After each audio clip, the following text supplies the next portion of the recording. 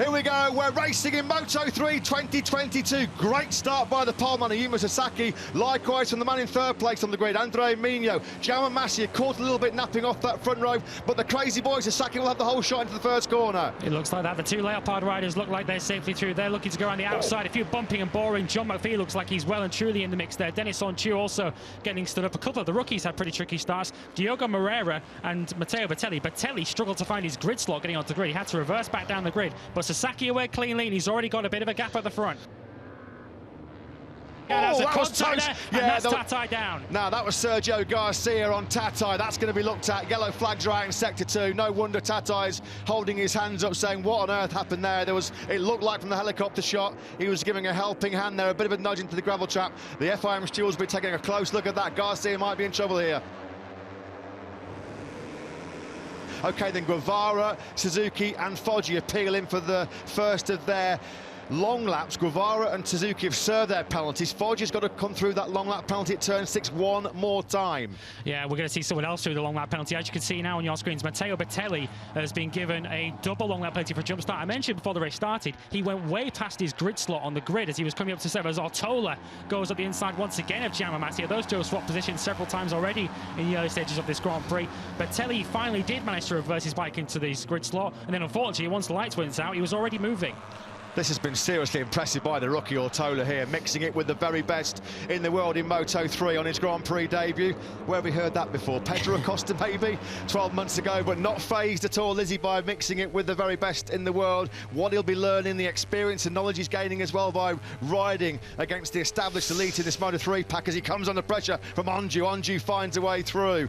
Not always the best place to be with number 53 riding all over your rear tyre. No, not a rider who lacks aggression, Denis Onchu. He's certainly not shy when it comes to wheel-to-wheel battles. We'll see whether he has indeed calmed down a little bit after the incidents of last year, which of course culminated in a 2-race ban. But Denis Onchu back in business. We know full well how talented he is, and when he puts it all together, you don't think the victory's going to be too far away. Sasaki really looks to have got his head down on this lap. A personal best lap for him. He was in the 2:05s. Denis Onchu faster than him though on that lap. He seems to be the fastest rider in this second group as he carves at the inside of Sergio Garcia. Tatsuki Suzuki, he's been down towards the end of the lap, so a disastrous race for Leopard. He has indeed gone down with Lorenzo Falon at the final corner of the lap, and it looks like Tatsuki Suzuki is pulling into pit lane. Garcia then does take his long lap penalty. We've had nearly as many rides in the long lap penalty loop in this Grand Prix as we had in the whole of last season so far, but it's still Ayumu Sasaki starring here in the desert of Qatar. 1.3 seconds now clear. He just keeps eking out that 10th by 10th. We saw this too often from Tatsuki Suzuki over the last few years. Blown big opportunities to take race wins and podiums. The worst possible start to his Leopard Honda career. The worst possible start really to the season for Leopard Honda, with both of their men penalised and one of them already out. As Masia gets carved up by Denis Onchu, who goes through into third position. This is the problem with this second group, that Ayumu Sasaki can just set his own rhythm out in front with that lead up at now a second and a half. These guys are trying to squabble amongst themselves to see who leads this chasing group. Perhaps when Denis Onchu gets to the front of it, he can maybe take up the running and drag this group back towards the leader, Ayumu Sasaki. Here is Ivan Guevara then. A check on his last lap. He did a 2:06 flat on that last lap. That wasn't much faster than the group ahead of him. He was a 10th faster than Migno in second place, but the fastest man on the track remains the leader, Ayumu Sasaki, 2.1 seconds clear now.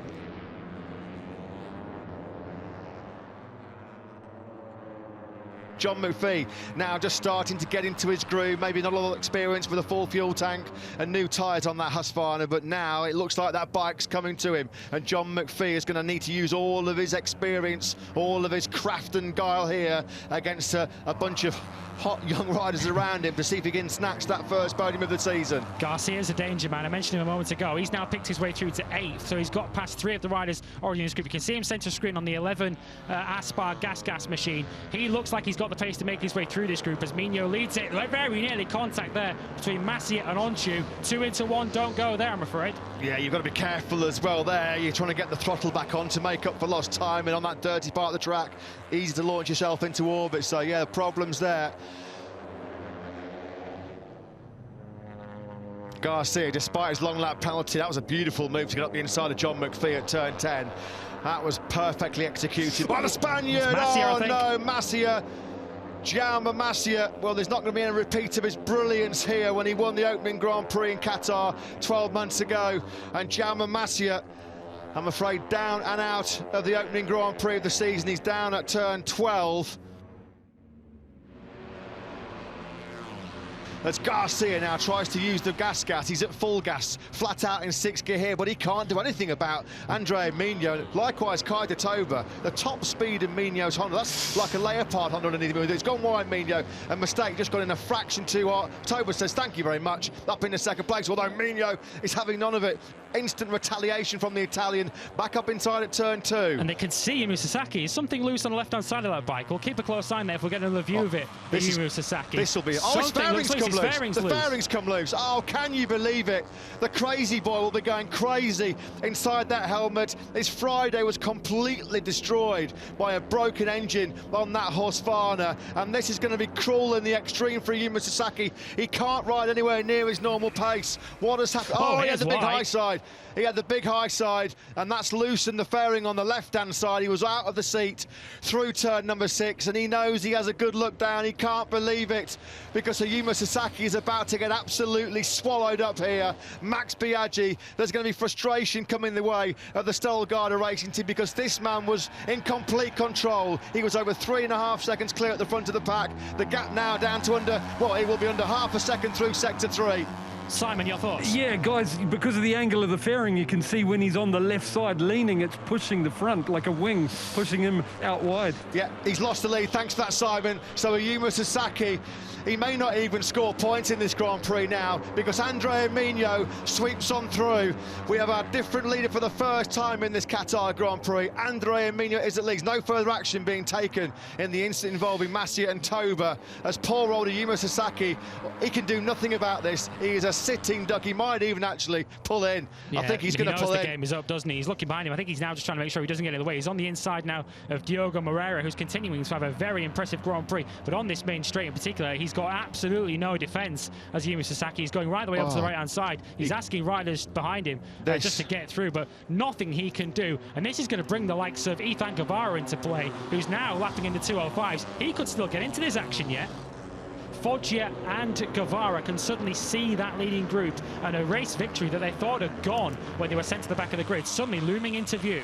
Looks like McPhee's running out of steam here late on as well. Looks like his podium challenge is running out. Toba now then gets through on Garcia as well. He's picked up 2 places already on this final lap, and he's trying to mug Migno late on here as they come towards turn 6. Toba having a look at Garcia, look at the inside again. That's going to really, that's a block pass, and that's going to let the door open for Dennis Onchu as well. Toba's podium hopes fading, and that's just giving Migno the crucial bike length he needs. This is exactly what Andrea Migno needed. He needed that trio behind him to start messing each other up. They passed each other 2 or 3 times already on this last lap, and it looks like now Andrea Migno's got, what, 6, 7, 8 bike lengths back to himself and Sergio Garcia. If he can just hit all of his braking markers, hit the lines here, Andrea Migno is going to be very, very difficult to beat in these last 2 sectors. Onchu having a look once again up the inside of Toba into turn 10, but no way through there. Onchu looks like the podium may elude him. Garcia's not giving this up just yet. He is closing in a little bit on Migno, but it looks like it's going to come a little bit too late. He's going to have to lead onto the straight, and I think he's running out of time.